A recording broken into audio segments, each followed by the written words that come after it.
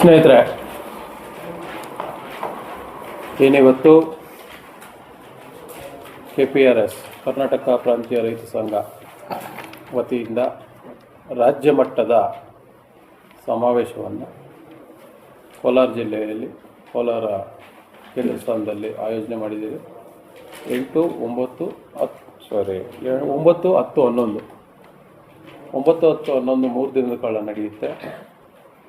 ಅದು ಬಂದು ನಮ್ಮ ಸುದರ್ಶನ್ ಅವರು ಮಾಜಿ ಸಭಾಪತಿಗಳವರ ಅಧ್ಯಕ್ಷತೆ, ಹಾಗೆ ನಮ್ಮ KPRSನ ರಾಜ್ಯಾಧ್ಯಕ್ಷರಾದಂಥ ಯು ಬಸವರಾಜ್ ಅವರು, ಇತರೆ ತಾಲೂಕಿನ ನಮ್ಮ ಕೋಲಾರ ಜಿಲ್ಲೆಯ ಎಲ್ಲ ತಾಲೂಕು ಘಟಕದ ಅಧ್ಯಕ್ಷರು ಹಾಗೂ ನಮ್ಮ ಅಧ್ಯಕ್ಷರು ವೆಂಕಟೇಶ್ ಅವರು, ಲಾಯರ್ ವೆಂಕಟೇಶ್ ಅವರು,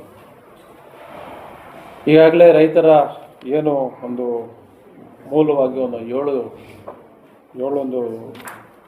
ಸಬ್ಜೆಕ್ಟ್ನ ಬೇಡಿಕೆಗಳನ್ನ ಇಟ್ಕೊಂಡಿದ್ದೀವಿ.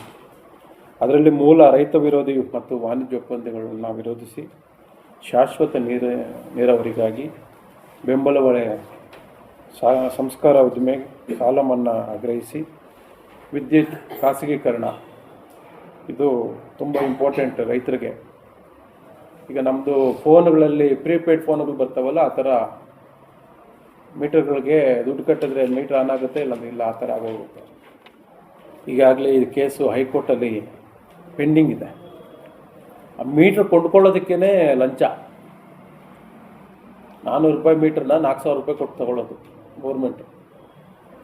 ಆ ಥರ ಒಂದು ಸನ್ನಿವೇಶ ಇರಬೇಕಾದ್ರೆ ಅದನ್ನು ಈಗಾಗಲೇ ಹೈಕೋರ್ಟಲ್ಲಿ ಕೇಸ್ ನಡೀತಾ ಇದೆ, ತಪ್ಪಿತಸ್ಥರಾಗಿದ್ದಾರೆ. ಅದ್ರ ಜೊತೆಗೆ ಬಗರುಕುಮಳ ಸಾಗುವಳಿ ಚೀಟಿಗಳ ಬಗ್ಗೆ ಫಾರ್ಮ್ 53 ಹಾಕಿರ್ತಾರೆ ರೈತರು. ನಮ್ಮ ಶಂಕರ್ ಅವ್ರು ಹೇಳಿದಾಗೆ ತಾಲೂಕಲ್ಲಿ 15,000 ಅರ್ಜಿ ಹಾಕಿದ್ದಾರೆ. ಎಲ್ಲ ಸಣ್ಣ ರೈತರು 13,000 ಅರ್ಜಿ ವಜಾ ಆಗಿದೆ.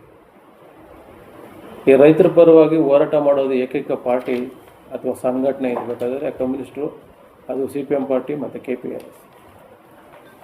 ಈ ವಿಚಾರವಾಗಿ ಯಾರೂ ಧ್ವನಿ ಎತ್ತಲಿಲ್ಲ ಇಲ್ಲಿವರೆಗೂ. 13,000 ರೈತರಿಗೆ ಭೂಮಿ ಇಲ್ಲ, ಧನವಂತರಿಗೆ ಭೂಮಿ. ಅವನು ಎಲ್ಲಿ ಇರ್ತಾನೋ ಏನು ಮಾಡ್ತಾನೋ ಗೊತ್ತಿಲ್ಲ, ಅವನಿಗೆ ಭೂಮಿ 2 ಎಕರೆ 3 ಎಕರೆ ಹಂಚಿಕೆ ಆಗೋದು.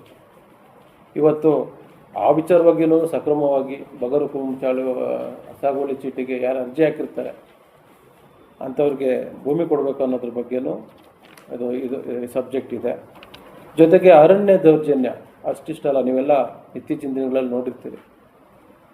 ಮೊನ್ನೆ ಹೀಗೆ TVಯಲ್ಲಿ ನೋಡ್ತಾ ಇದ್ದೆ, ಸುಮಾರು 25-30 ವರ್ಷದಿಂದ ಬೆಳೆದಿರ್ತಕ್ಕಂಥ ಮಾವಿನ ಮರಗಳನ್ನ ಕಟಾವು ಮಾಡ್ತಾರೆ. ಈಗ ಅರಣ್ಯ ಇಲಾಖೆ ಅಂದರೆ ಏನು, ಅರಣ್ಯ ಬೆಳೆಸುವಂಥದ್ದು. ಇವರೇನು ಮಾಡ್ತಾರೆ, ಭೂಮಿನ ಲೆವೆಲ್ ಮಾಡಿಬಿಟ್ಟು ಫೆನ್ಸ್ ಆಗ್ತಾ ಇರ್ತಾರೆ. ಏನೋ ರಿಯಲ್ ಎಸ್ಟೇಟ್ ವ್ಯಾಪಾರಿಗಳು ಭೂಮಿನ ಲೆವೆಲ್ ಮಾಡಿಬಿಟ್ಟು ಲೇಔಟ್ ಮಾಡ್ತಾರಲ್ಲ, ಎಲ್ಲ ಸಮ ಮಾಡಿಬಿಟ್ಟು ಆ ಥರ ಮಾಡ್ತಾರೆ. ಕೋಸು ಇನ್ನೊಂದೇನೋ ನನಗೆ ತಿಳಿ ಮಾಡ್ಕೊಂಡು 15-20 ದಿವಸಕ್ಕೆ ಕಟಾವು ಬರುತ್ತೆ. ಕಟ್ ಮಾಡಿ ಅವನೇನೋ ರೈತ ಬೆಳೆದಿರೋದನ್ನ ಎತ್ಕೊಳ್ತಾರೆ. ನೀವು ಫೆನ್ಸ್ ಹಾಕಿದ್ರೆ ನಿಮ್ಮ ಜಾಗ, ಅದನ್ನು ಕೂಡ ಮಟ್ಟ ಮಾಡಿಬಿಡೋದು. ಅವ್ನು ಟೊಮಾಟೊ ಹಾಕಿದರೆ ಟೊಮಾಟೋನ ಮಟ್ಟ ಮಾಡೋದು. ಇದಕ್ಕೆ ಹೆಂಗಾಗ್ಬಿಟ್ಟಿದೆ ಅಂದರೆ ರಾಜ್ಯ ಸರ್ಕಾರಗಳಾಗ್ಬೋದು, ಕೇಂದ್ರ ಸರ್ಕಾರ ನೀತಿಗಳು, ನಾವು ರೈತರಿಲ್ಲ ಅಂದರೆ ಈ ಜಗತ್ತಿನಲ್ಲಿ ಏನೂ ಇಲ್ಲ ಅಂತ ಎಲ್ಲರಿಗೂ ಅರಿವಿದೆ. ಆದ್ರೂ ಈ ಬಂಡವಾಳಶಾಹಿಗಳ ಮಾತುಗಳಿಗೆ ಅಥವಾ ಬೇರೆ ಏನೋ ಒಂದು ಪ್ರಭಾವಕ್ಕೊಳಗಾಗಿ ರೈತರ ಮೇಲೆ ನಿರಂತರವಾದ ದೌರ್ಜನ್ಯ, ಅವ್ರ ಬಗ್ಗೆ ಧ್ವನಿ ಎತ್ತೋದಕ್ಕೆ ಯಾವ ಕೈಲಾಗಲ್ಲ. ಮೇಡಮ್ ಅವ್ರು ಹೇಳ್ತಾಯಿದ್ರು, ಅವನು ಅಧಿಕಾರಕ್ಕೆ ಬರೋವರೆಗೂ ಶಾಶ್ವತ ನೀರಾವರಿ 3 ಟೈಮು ಸಂಸ್ಕರಣೆ, ಅದಾದಮೇಲೆ ಅದ್ರ ಬಗ್ಗೆ ಯೋಚನೆ ಮಾಡಲ್ಲ. ಇನ್ನೇನು ಎಲೆಕ್ಷನ್ ಇನ್ನೊಂದು 3 ತಿಂಗಳಿದ್ದಂಗೆ, ವರ್ಷ ಇದ್ದಂಗೆ ಸ್ಟಾರ್ಟ್ ಮಾಡಿದ್ರೆ ಶಾಶ್ವತ ನೀರಾವರಿ ಬಗ್ಗೆ ಹೋರಾಟ ಮಾಡ್ತಾರೆ. ಕೃಷ್ಣ ನೀರು ಬೇಕು ಅಂತಾರೆ, ಕಾವೇರಿ ನೀರು ಬೇಕು ಅಂತಾರೆ, ಬಿಟ್ಟರೆ ಇನ್ನು ತುಂಗಭದ್ರಾ ನೀರು ತರಿಸ್ಬಿಡ್ತಾರೆ. ಪರಿಸ್ಥಿತಿಗಳಂಗಿದೆ. ಜನರು ಜಾಗೃತಗೊಳ್ಳಬೇಕು. ಇವತ್ತು ತಾಲೂಕಿನಲ್ಲಿ KPRSನ 50 ಘಟಕಗಳಿಂದ ಸುಮಾರು 2,500 ಜನ ಆ ಸಮ್ಮೇಳನಕ್ಕೆ ಬರ್ತಾಯಿದ್ದಾರೆ 9ನೇ ತಾರೀಕು. ಅದೇ ರೀತಿ ಎಲ್ಲ ತಾಲೂಕುಗಳಿಂದ 6 ತಾಲೂಕುಗಳಿಂದ ಸುಮಾರು 15,000 ಜನ ಸೇರುವಂಥ ದೊಡ್ಡ ಮಟ್ಟದ ಕಾರ್ಯಕ್ರಮ. ಅದು ರಾಜ್ಯದಲ್ಲಿ ಕೋಲಾರಲ್ಲೇ ಯಾಕೆ ಮಾಡಬೇಕಂದ್ರೆ ಇದು ಕೃಷಿ ಆಧಾರಿತ ಜಿಲ್ಲೆ. ರೇಷ್ಮೆ ಇರ್ಬೋದು, ಟೊಮಾಟೊ ಇರ್ಬೋದು, ಹೈನುಗಾರಿಕೆ ಇರ್ಬೋದು. ಮೇಡಮ್ ಅವ್ರು ಹೇಳ್ತಾಯಿದ್ರು, ಇಲ್ಲಿ ಯಥೇಚ್ಛವಾಗಿ ಟೊಮೊಟೊ ಬೆಳಿತೀವಿ. ಒಂದು ಕೆಚಪ್ ಮಾಡೋವಂಥದ್ದು, ಟೊಮೊಟೊ ಸಂಸ್ಕರಣೆ ಮಾಡೋವಂಥದ್ದು ಒಂದು ಕಾರ್ಖಾನೆ ಇಲ್ಲ. ಅದೇ ರೀತಿ ಒಂದು ಮಾವಿಂದು ಜ್ಯೂಸ್ ಫ್ಯಾಕ್ಟ್ರಿ ಆಗ್ಬೋದು, ಇನ್ನೊಂದು ಏನೂ ಇಲ್ಲ. ಅಲ್ಲಿ ಯಾರೋ ತೊಗೊಂಬರ್ತಾರೆ, ಯಾವುದೋ ಒಂದು ಇಂಡಸ್ಟ್ರಿ ಹಾಕ್ತಾರೆ. ನಮ್ಮ ಮನೇಲಿರ್ತಕ್ಕಂಥ ರೈತ ಮಕ್ಕಳಲ್ಲಿ ಹೋಗ್ಬಿಟ್ಟು ವಾಚ್ಮೆನ್ ಕೆಲಸನೋ ಆಮೇಲೆ ಅಲ್ಲಿ ಇರ್ತಕ್ಕಂಥ ವಾಶ್ರೂಮ್ಗಳನ್ನ ವಾಶ್ ಮಾಡುವಂಥ ಕೆಲಸನ. ಇಂಥ ಸಂದರ್ಭದಲ್ಲಿ ನಾವು ಏನು ಮಾಡಬೇಕು, ಇಲ್ಲಿ ಕೃಷಿ ಆಧಾರಿತ ಕೈಗಾರಿಕೆಗಳು ಬರಲಿಕ್ಕೆ ನಾವೆಲ್ಲ ಒತ್ತಾಯ ಮಾಡಬೇಕು.